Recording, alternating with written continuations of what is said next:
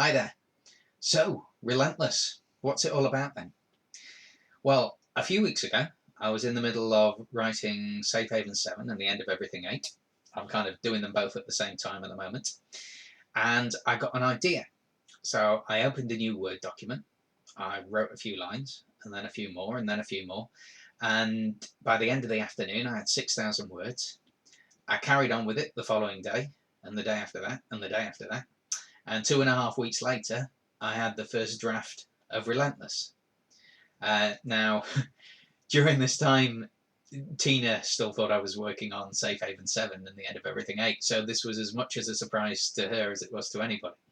I mean, to be honest, it was a big surprise to me. I had no intention of writing another book. I was happy getting on with Safe Haven and the end of everything, but it just came about and it flowed so easily, I'd have been stupid to put it on a back burner.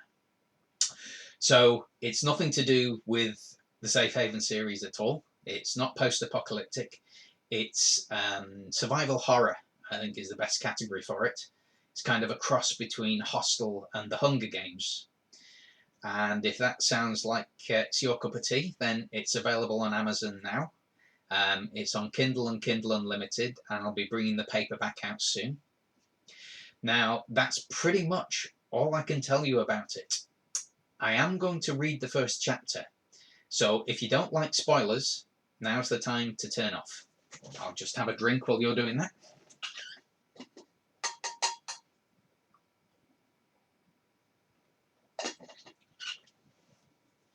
Okay, hopefully you've had time now. So this is Relentless Chapter 1. Now, I say this every time I do a reading, and it is true. I'm not a narrator. Kim does my narration, and she is absolutely amazing. She does all the voices. She builds tension. She has an incredible talent. I mean, she's a proper actress. She, this is her thing. All you're getting from me is a reading. So don't build your hopes up. Okay, here we go. Relentless Chapter 1. Sal opened her eyes. The sun was just peeking through the bright green canopy, and the sounds and smells of the forest enveloped her. Despite the fogginess, two thoughts immediately entered her head. How the hell did I get here? And where on earth is here exactly? She sat up slowly and looked around. The ground was littered with twigs and leaves. The small clearing she was in was surrounded by dense woodland in every direction.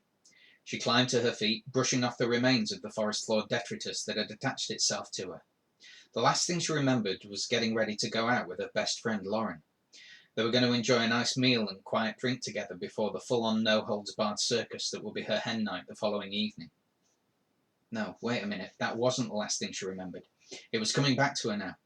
They'd gone to Fabio's in town, just next to the railway station.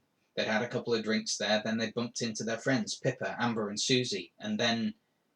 Then what? Why was everything so hazy? Why couldn't she remember?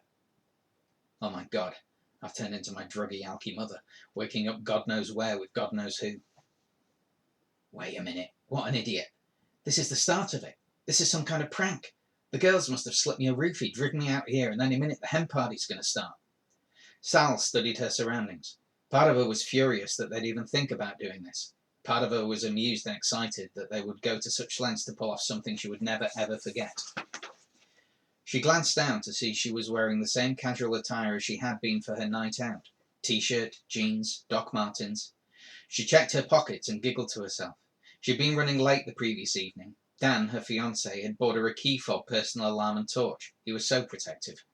She had intended to remove it before going out because the chances were good that she would set it off accidentally when she was pissed and wake up the entire block of flats. But there it was.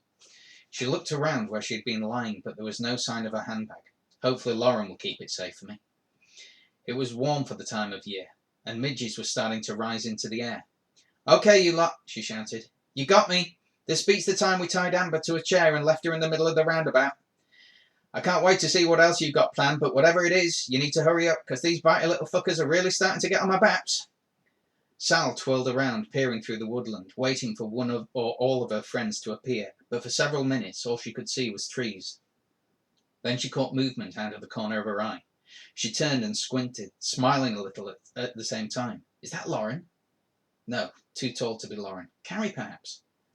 She continued watching as the figure tore towards her, hurtling over bushes and ducking beneath low-hanging branches with athletic prowess. Who the hell is this?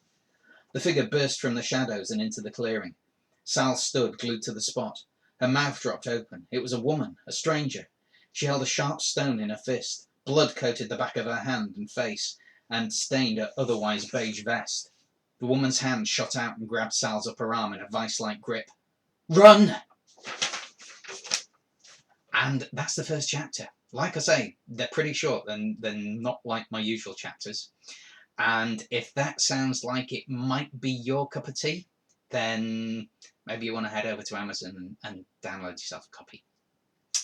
Once again, if you do read it and you enjoy it, I'd be really grateful if you could leave a review. It would really help me out. If you've enjoyed this video, if you could like it or comment, I'd really appreciate that. And if you're not already subscribed to the channel, it'd be great if you could subscribe as well. That's it for the time being. Thank you so much for watching and stay safe. Take care, guys. Bye-bye.